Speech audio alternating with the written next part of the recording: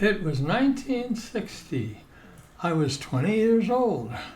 John J. White, my dad, and Pop to me, was in the hospital in Brooklyn with TB. On one of my visits, I told him I wanted to travel and might not see him for a while. He understood. He said he did the same thing at age 25 when he left his old country, Ireland. I headed out to California with a suitcase and a guitar. I didn't know a soul there, but soon I made new friends. Arnie Finkelstein, a close friend of mine from Brooklyn, moved out a year after I did. I secured a job in fire and casualty underwriting insurance.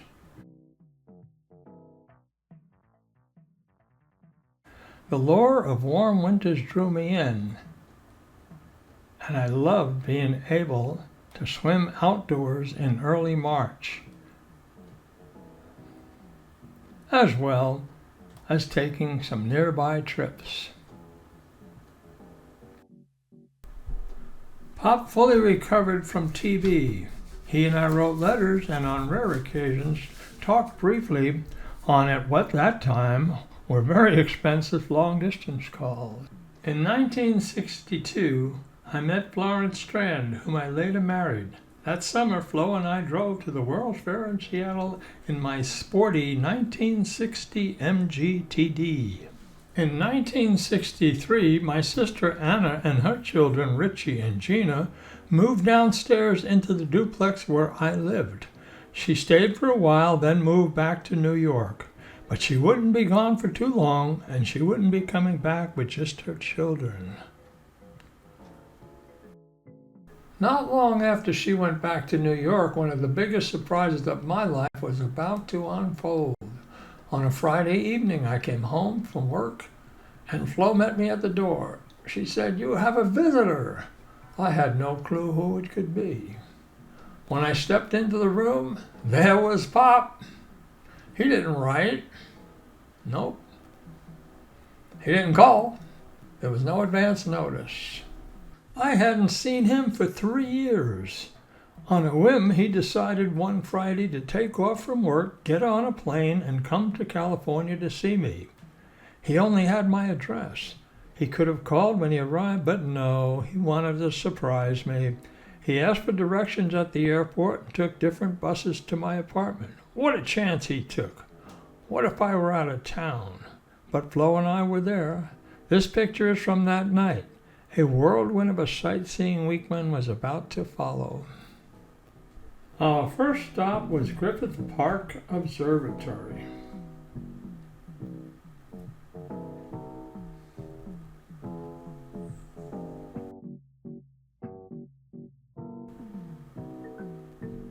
Overlooking the city of Los Angeles.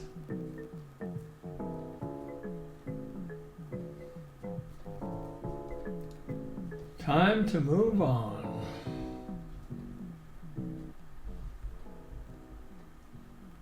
Next, we drove past Hollywood and Vine.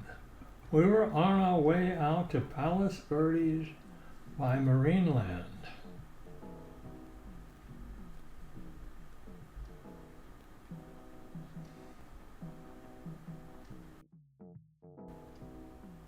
This was the first time Pop had been in a land of palms and palm trees. Of course, he wanted to be filmed standing next to one.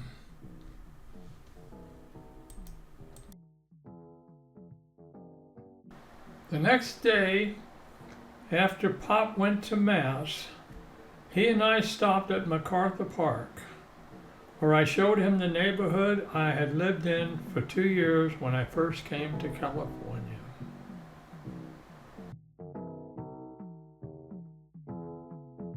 Then we went up into the Angeles National Forest.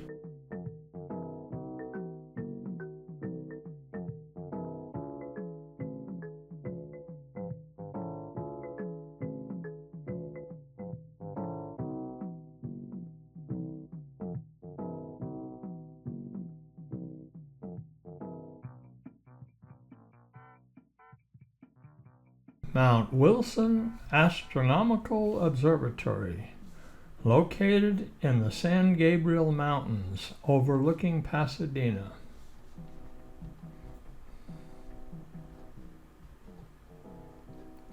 At 5,710 feet elevation, it was the highest Pop had ever been on land.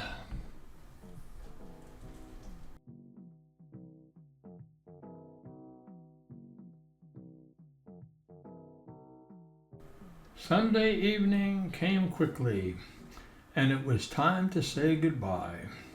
He had a taste of California, and it made a lasting impression.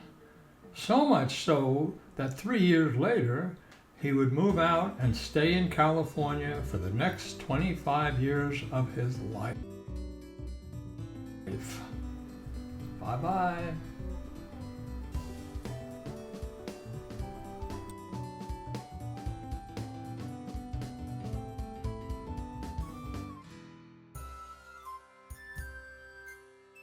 In February of the following year, 1964, Anna got married to John Pichel in Brooklyn. He was from the same neighborhood where our family grew up. I also got married that year. Then, in 1965, it was back to Griffith Observatory. This time, along with Flo and me, was Pop. And Jerry's wife Anna with baby Liz. And fiddling with his camera was brother Jerry, who was filming the children, Jerry Jr. and Billy, but the boys weren't too impressed. They were too busy snoozing in the car. Liz wasn't too happy either, but she eventually managed to give us a nice smile.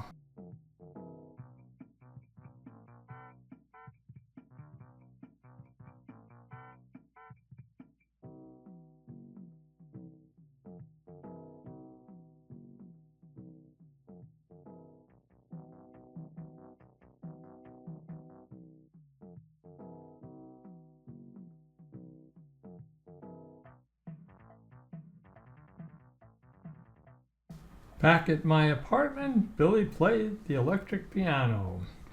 And that night we chatted after going to the Greek Theater. And so, in 5 years, all 4 members of the White family made their way to California. Jerry and family moved to Valinda, California. I had my own house with a pool by then in North Hollywood.